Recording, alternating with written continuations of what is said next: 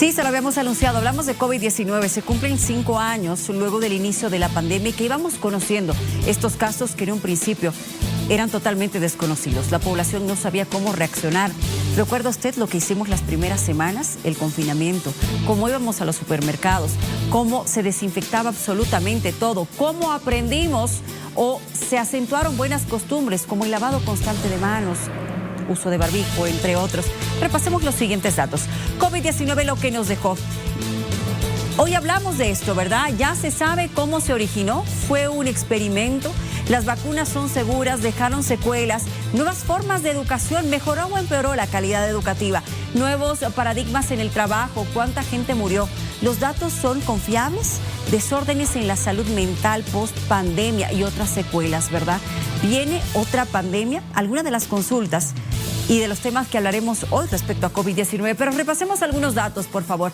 Las cifras de COVID-19, el número oficial de muertes registrados, 7 millones. Le estoy hablando a nivel mundial, ¿verdad? Y según el reporte que ha brindado la Organización Mundial de la Salud.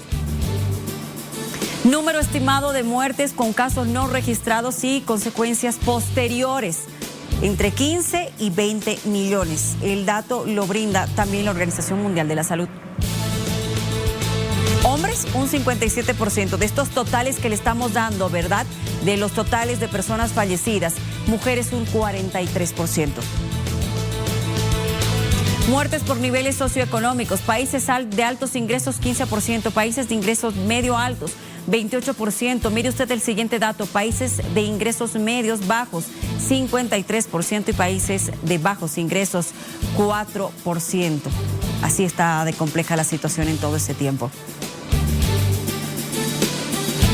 Bien, estábamos repasando la información respecto a COVID-19. El doctor Rodrigo Arce, experto y epidemiólogo, está con nosotros y nos acompaña desde Estados Unidos una vez más para conversar de este tema, 5 años después de la Declaratoria Mundial de Pandemia.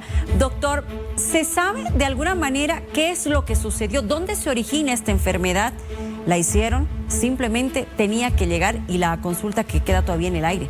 ¿Se vendrá alguna otra pandemia? Lo escucho, doctor. Buenas noches. Un gusto saludar a la familia Bolivisión. Sin duda estamos en esta etapa de evaluación, ¿no? 5 años siempre es una meta importante. Incluso desde el punto de vista de Bolivia, 5 años a esta fecha, justamente el 10 de marzo del 2020, se reportaba el primer caso de coronavirus en Bolivia, ¿no? Los primeros 2 casos en realidad, ¿no? De las personas que viajaron de Italia. Y justo estaba en paralelo con la declaración de la Organización Mundial de la Salud de una pandemia en el mundo, ¿no? Justamente en esta fecha y bueno, 7 días después, el 17 de marzo, ya Bolivia entraba en su primera cuarentena. Hay muchas preguntas, claramente, algunas de ellas todavía sin respuesta, como la que tú mencionabas en tu pregunta, que es el origen real de esta pandemia, ¿no? Hay muchas hipótesis todavía no confirmadas con respecto a la información que se tiene, con respecto a lo que se tenía 5 años atrás, ¿no? Sabemos que se ha iniciado en Wuhan alrededor de diciembre del 2019, y que los primeros casos ya se podían reportar en enero en muchas partes del mundo, en Europa y en Estados Unidos, sobre todo relacionados a temas migratorios.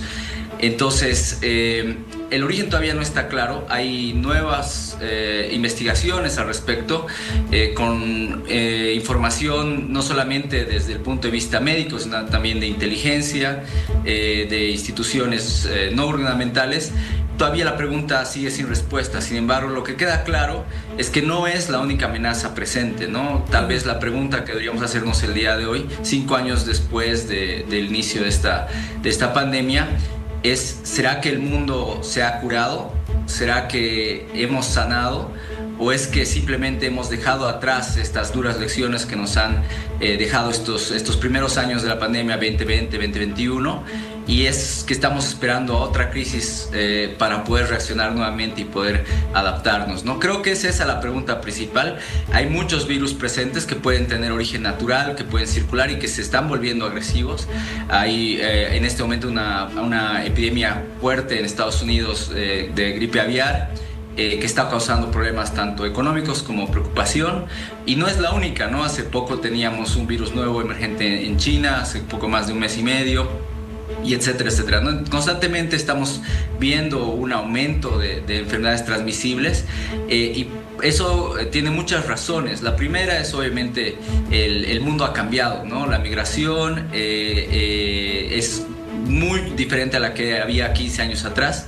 El día de hoy nos transportamos muy rápido entre un continente y el otro, y masivamente, y eso hace que sea más posible este tipo de explosiones de enfermedades en regiones donde antes no existían.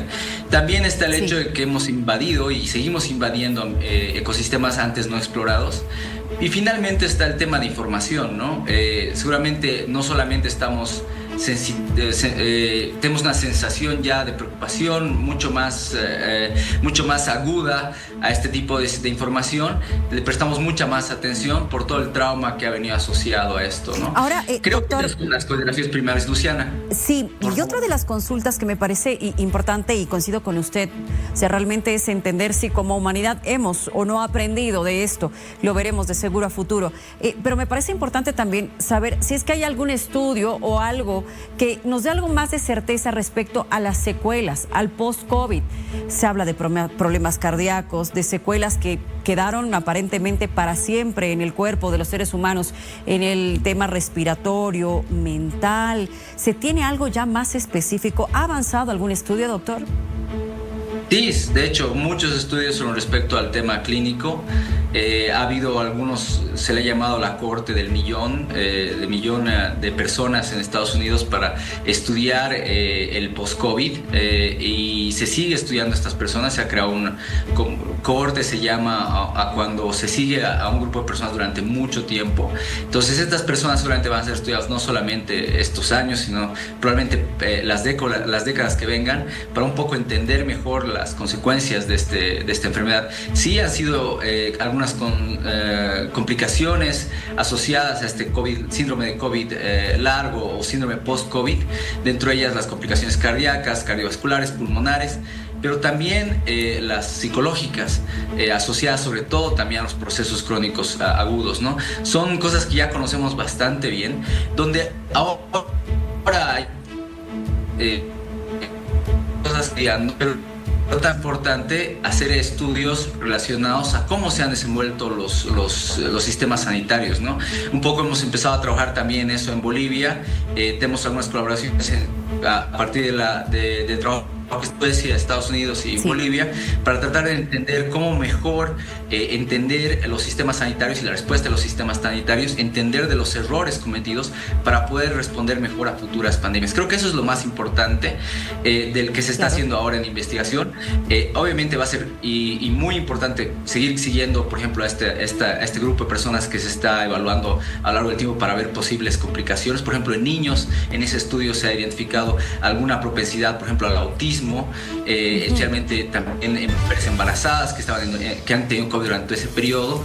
Se conoce que, bueno, no solamente el COVID, sino cualquier proceso infeccioso y estrés, hospitalización que tenga una madre puede hacer más propenso a un niño a autismo y a otras enfermedades mentales. Entonces, se ha encontrado, por ejemplo, recientemente una asociación con respecto a eso, pero hay mucho que se está estudiando todavía con respecto a esta enfermedad y a las secuelas que deja, doctor, y a lo que nos ha dejado, ¿no?, el COVID. Nos ha tocado vivir una etapa realmente muy compleja como seres humanos. Yo lo decía al inicio, la incertidumbre que fue lo que marcó el inicio de la pandemia, el no saber qué es, cómo es, en qué nos afecta. No sabíamos además los efectos que iba a alcanzar, la cantidad de muertes. Vino el confinamiento y quiero compartir con ustedes esta imagen que definitivamente ha marcado una etapa que realmente los humanos, creo, al menos en esta época, no nos imaginábamos. El Papa caminando por la plaza que generalmente estaba abarrotada de gente, de feligreses, así, solo, porque estábamos en pleno confinamiento. Y a raíz de esto, evidentemente, la pandemia nos trajo enseñanzas y momentos que también han estado marcados por la música. ¿Recuerda esta canción?